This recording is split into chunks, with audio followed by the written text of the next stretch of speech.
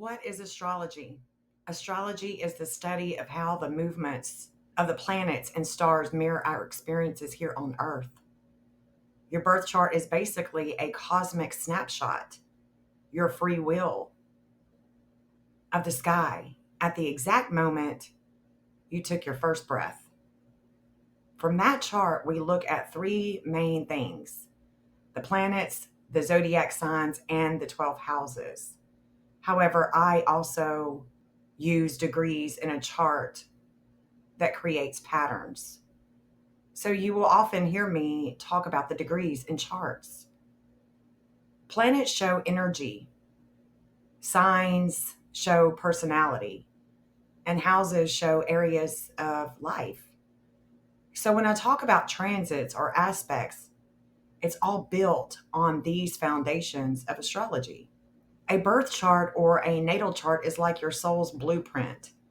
It's a circle divided into 12 sections, showing where all the planets were at your exact time of birth. Each planet represents a different energy. Each sign shows how that energy is expressed, and each house shows where it plays out in your life. Think of this as your cosmic DNA. The zodiac is a 360-degree circle of the sky. And in that 360 degrees, 12 houses are divided. Each sign is representing archetypes and energy. Like Aries, it's bold and pioneering, it's warring. Taurus is grounded and steady. Gemini is curious and communicative. Cancer is nurturing and intuitive, and so on through Pisces, which is spiritual and imaginative. So when I say a planet is in a certain sign, it's describing the style or flavor of that planet's energy. And so when your chart is divided into these 12 houses, each house is representing a different part of life. For example, the first house that's ruled by Mars is the identity, it's the life path. The fourth house is home and family, it's Cancerian. The seventh house is about partnerships, and so on. So when I say a planet is in a certain house, I'm talking about the area of life where the planet's energy is showing up. Planets in astrology aren't just rocks in space. They represent forces of life, and they have throughout all of time. The sun is your vitality, the moon, your emotions. Mercury is siblings and communications. Venus is love and attraction, and so on. When I talk about a planet, I'm describing that particular energy that is at work in your life. Each sphere of influence are aspected in the chart.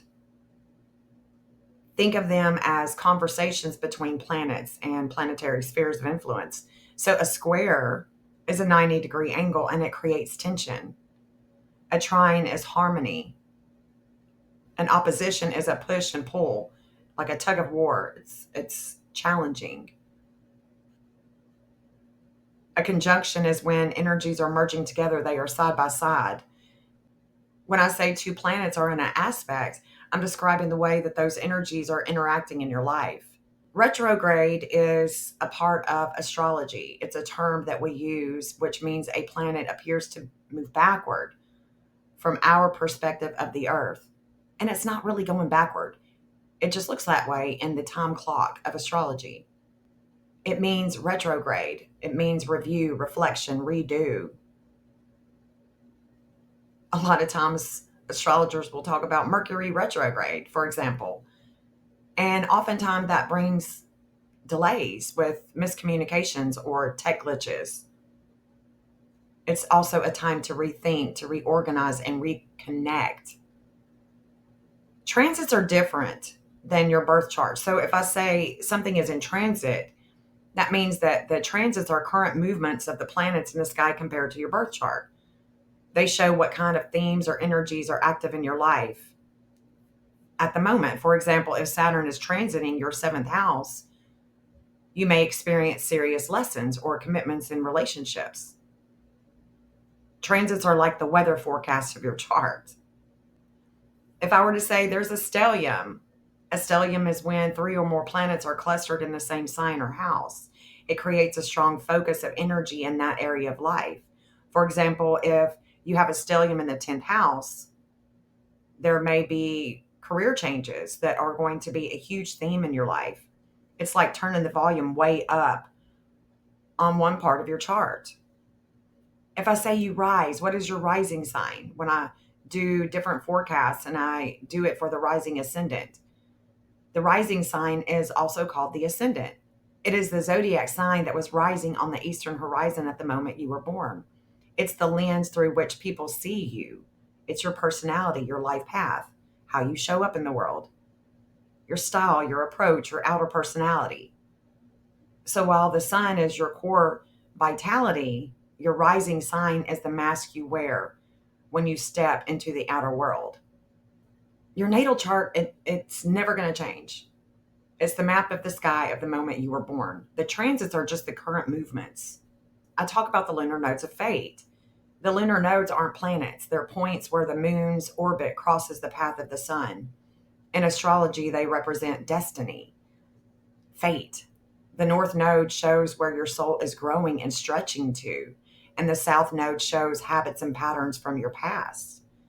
It's where you've been versus where you're going. Together, they tell the story of your soul's evolution in this lifetime. Chiron looks like a key in your chart. It's an asteroid, and it's often called the wounded healer. In your chart, Chiron shows where you carry a deep wound, but also where you can develop incredible wisdom and healing power.